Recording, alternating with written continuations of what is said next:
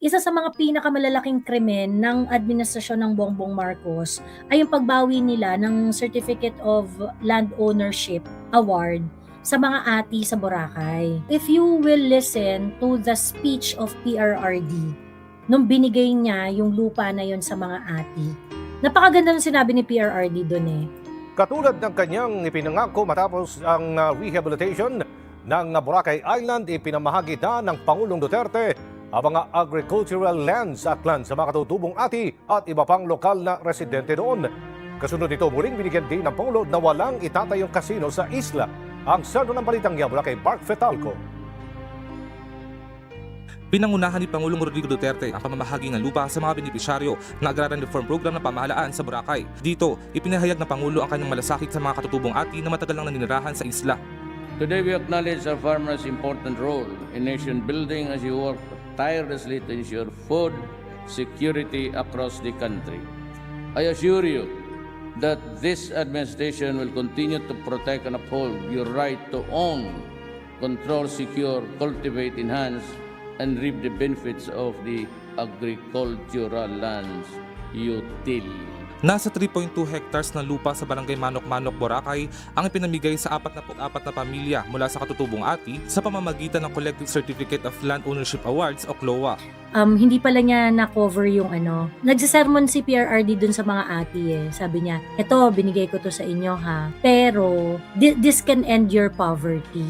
Hindi nyo pa naman to po pwedeng ibenta ngayon. Pero in the future, magmamahal tong lupa na to after 10 years. Then, you can use it for education, for ganyan. Ito lang ang pwede kong maibigay sa inyo. Something to that effect. Ganun yung naging speech ni PRRD dyan eh.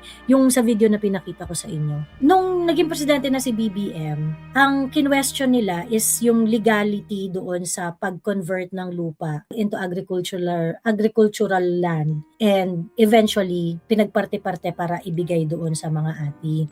They said there's some technical kinambular, ganun-ganon. So, they made it appear na legal yung pag-overturn nung mga CLOA na in-issue ni PRRD. Ang question dyan ay ito. We are talking about the most vulnerable part of our society. IPs natin yun.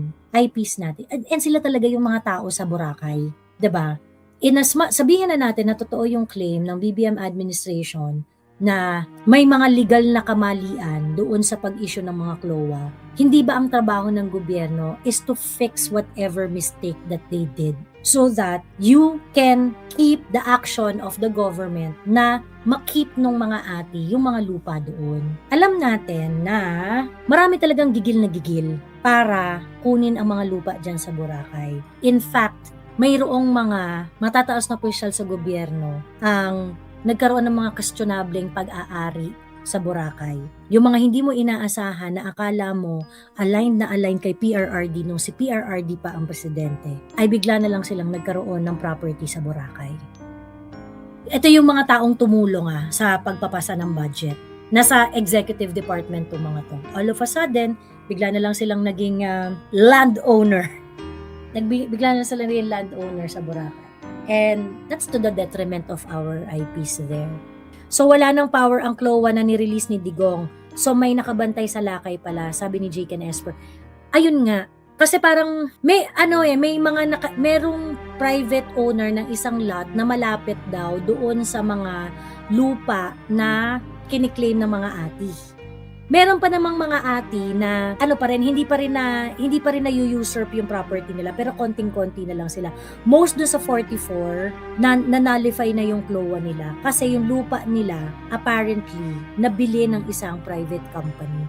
Putang ina, kung ikaw ang gobyerno, between private company at itong mga ati dito, hindi ba dapat yung issue mo is more than the legality? 'Di ba? Dapat ang issue mo dito to make sure that the atis are going to stay in Boracay no matter what. Anyo, sabi ni Julian's World, hindi. Hindi siya yung narinig ko. Mismo mga mother dun sa ati community ang nagsabi, mga leader ng ati pinatay. Ako mismo kapag papatunay dahil direktang nakipag-usap ako sa mga madre doon when I was still working there. Sabi ni I am Ryoshi. Ayun. Kagagaling ko lang ng Boracay, nakausap ko yung driver ng land tour namin. Sabi niya, makaduterte daw silang mga taga Boracay dahil sa ginawa ni Digong. Nakakaiyak pakinggan yung mga simpleng tao mag-share. grabe yung disappointment ni PRRD na hindi nagwala yung mga tao. At saka hindi kumilos yung mga inaasahan niyang mga institution na kumilos. So, tinanggap niya na yung kanyang fate niya. Grabing integrity and pride, no? He could have saved himself pero he chose to be locked away. So, Filipinos can see how evil this admin is. Akala niyang MIU ide-defend siya. Akala niya yung Supreme Court kikilos. Balikan niyo yung mga video, yung abduction video. Balikan ninyo.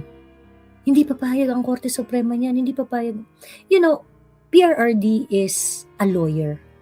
So, talagang meron talaga siyang faith sa legal profession.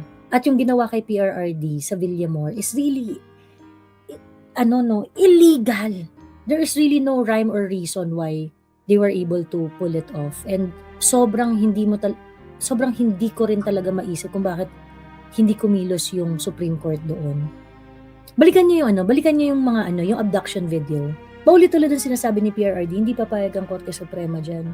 Tapos nakakahiya, sa Villamor base pa nila kinuha. Essentially, the whole system failed him, sabi ni Tina Garcia. Ako feeling ko, we failed PRRD. Parang hindi natin deserve yung meron tayong leader na magpapakamatay para sa atin. Kasi tatanga natin eh. Sa totoo lang, hindi natin deserve na meron tayong leader na ganyan katapang. Sabi ni Ria Maldita, we failed him noon pa. Napagtripan ng addict si PRRD. Almost hopeless na ang Pinas, sabi ni JD. Well, we still have one shot. Yung Supreme Court. But if Supreme Court is not going to do anything, ang sabi ko nga, tingnan nyo si Attorney Baligod, di ba? Si Attorney Baligod. Ang ombudsman, si Boying Remulla, still, final niya ang complaint sa ombudsman. It's because you want to demonstrate to the Filipino people how our system, how our institutions are failing us. Kapag yung mga binild natin ng mga institution na supposedly magpoprotect sa welfare ng mga Pilipino ay hindi na ginagawa yung function, ano sa tingin niyo yung next dyan? I think ayaw din ni PRRD na maging bloody pero mataas expectation niya sa SC that time. Kaso nga lang yun nga nag-fail na nga yung mga institution so what's next? 'Di ba? Kapag kunwari, nag-file sa ombudsman, alam natin na walang mangyayari sa ombudsman, pero kailangan i-file din ni Baligod ni Attorney Baligod sa ombudsman para makita natin lahat kung gaano ka-inutil yung ombudsman. Nagpunta tayo sa Supreme Court para manawagan sa Supreme Court na gawin yung dapat nilang gawin. Pag walang ginawa yung Supreme Court, now makikita natin, wala tayong aasahan kahit sino. Diba, what do you think is gonna happen next? Kasi kapag paulit-ulit na yung ating mga governmental institution ay fini-fail ang taong bayan, baka it's really time to really, it feeds the rebellious spirit of the public. I am not saying I am inviting anyone or I am just saying that the natural effect of a failed state is rebellion. Ayaw ba nating mapunta doon? O di dapat kumilos ang gobyerno. Gawin niya ang trabaho niya. Sabi ni Kael, personally, I don't dabble in political arguments. I believe it's natural to have opposing beliefs. But when they did what they did to Digong, it has become personal to me. After a systemic fail, it's either reform or chaos that will come after that. Well, unless masaya yung mga Pilipino sa ganitong sitwasyon. 'Di ba? Na-realize ko din yan, Miss J, nung nakita ko uli ang video na sinabi ni Nanay D, papayag ang SC, kaya I felt bad na ang taas ng pagtingin niya sa SC. Bakit kaya ngayon silent pa rin siya, kaya may nakatapal pa rin siguro sa mga bibig nila, sabi ni Covin Kimon.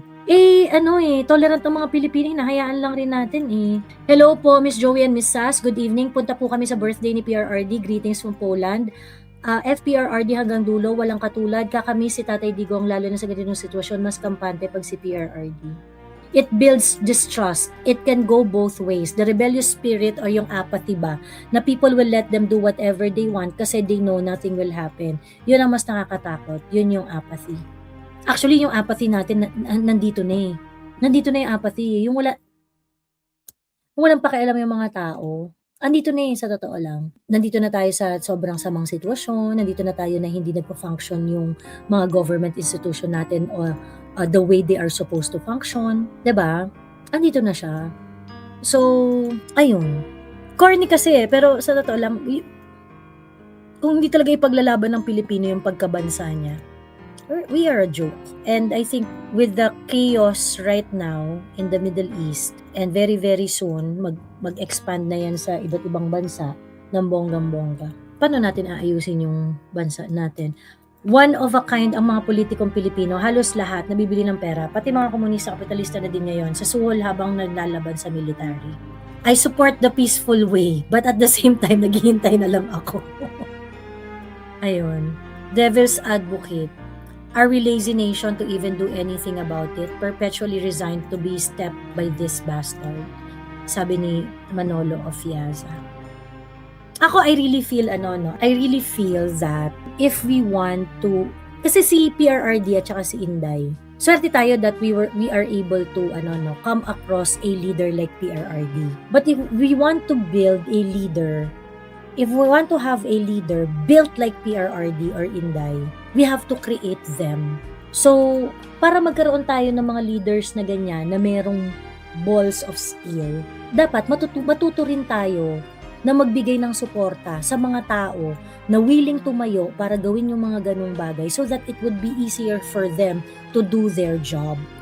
Ayun. Wala na din say si Amy sa kapatid niya, no? Why kaya nahinto si Amy? Sabi ni Vina Clark. Wala naman kumikilos eh.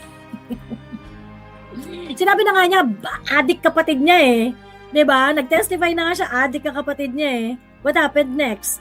Bali naman, di naman na-offend yung mga Pilipino. May mga Pilipino na takot lumabas para pababain ng Marcos government because of their lives and families are at stake. Malaking sindikato na ang government natin ngayon. We never really knew and felt what true revolution really means, kaya eto tayo. We always look for someone who would lead us. Hindi natin kayo tumayo sa sarili natin mga paa. Nakakahiya tayo. Totoo. Tsaka yun nga, yung parang lagi nating option, yung parang humingi tayo ng tulong sa ibang bansa. Ganyan. Yung mga ganon. Yung mag-react lang ako na very, very quick before I end the live. Di ba nagsalita yung Japanese researcher sa UN? Pagkatapos di tuwan-tuwa yung mga Pilipino, wow, thank you very much, kineme. And ako, grateful ako, no, na merong nagsasalita na banyaga tungkol doon sa injustice na nararanasan ni PRRD. Ibig sabihin, hindi lang tayo yung nakakakita ng injustice na yon. But I think, if we want other nationalities or other nation to recognize kung ano yung plight natin, tayo mismo ang magsalita. Tayo mismo ang magpakalat ng balita. Tayo mismo yung hawakan natin yung microphone. Other countries who are going to understand or at least kumbaga parang makita nila na parang tama yung pinaglalaban nitong mga nandito sa Philippines, mali talaga ang ICC and things like that. Those are the result that you want to happen, na maintindihan nila na oo nga no, ba't yung ginanyan yung Philippines, ganon. But we have to hold the mic. Tayo dapat yung nagsasalita at tayo dapat yung nagpapakita ng kabalbalan ng ICC, ganon. While we want other country to see what we are seeing, we have to understand that they are not supposed to save us. Hindi sila yung magsasave sa atin. Tayo dapat yun. 'Di ba? Miss Joey, ano nga pala ang say mo sa pagtakbo ni Senador Rowena Guanzon? Ako, no to Rowena kasi never niya inattack si Lenny. Naamoy ko pagka-plastic ni Rowena Guanzon. Si Rowena Guanzon tsaka si Lenny, friends talaga sila. As in super friends talaga sila. Bet talaga ni Rowena Guanzon si Lenny Robredo. Pero ang sa akin naman isa lang kapag ka-in-endorse ni Inday si Rowena Guanzon, di go. Kung hindi siya i-endorse ni Inday, hindi ko siya iboboto. Ganun lang kasimple. Again, no, ang approach ko sa election is not beauty pageant. It's not beauty pageant. Ang approach ko sa election is the least opportunity for the dayaan to happen. We have to win landslide. Yan ang totoong laban sa election. So, hindi na ako semi-endorse na siya ni Inday kasi na-interview ni VP sa Davao. Tinanong siya kung ano ang opinion niya sa pagtakbo ni Rowena. Sagot ni VP, 4 na ngayon ang senators niya. I hope hindi siya endorse ni VP Sara. Actually, gusto ko si Guanzon. Kung manalo siya, di okay lang din. Ganun. Pero kung kunwari hindi siya endorse ni VP, hindi ko siya boboto. Boboto ko lang i-endorse ni Inday. Guanzon said she's friends with Lenny, but this time, Sara daw muna siya. Kasi wala siyang chance manalo kay Lenny Tapos inaaway na rin si Rowena Guanzon sa pink line. Sabi ni Jacob, no. Sabi lang ni Inday, 4 na lumapit sa kanya. Oo, yun lang.